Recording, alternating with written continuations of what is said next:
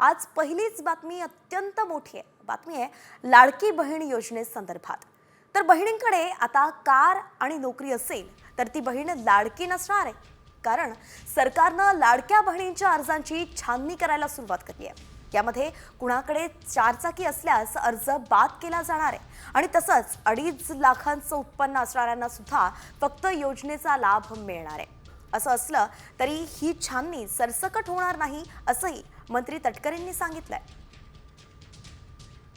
ज्यांचे 4 चाकी वाहनं आहेत आणि तरी सुद्धा ते या ठिकाणी लाभ घेत आहेत, त्यांचा आपण ट्रान्सपोर्ट विभाग जो आहे, परिवहन विभाग जो आहे, त्यांच्या मदतीनं आपण तो एक डेटा त्या ठिकाणी क्रॉस व्हेरीफाय करत आहोत. ज्यांचं नावाचं मिसमॅच झालेलं आहे, म्हणजे आधार कार्डवर नाव वेगळं आणि स्पेलिंग आणि त्यांचं बँकचं खातं जे आहे त्याच्यावर त्यांची स्पेलिंग ही वेगळी आहे, ती एक क्रॉस व्हेरिफिकेशन आपण करत आहोत. आणि आम्ही केंद्र सरकारकडे किंवा आपल्या सेंट्रल गव्हर्नमेंटकडून आधारचं एक अप्रुव्हल आपल्याला लागतं KYCसाठी, तर ती एक आम्ही त्यांची परवानगी आल्यानंतर ती एक आम्ही सुरुवात करत आहोत.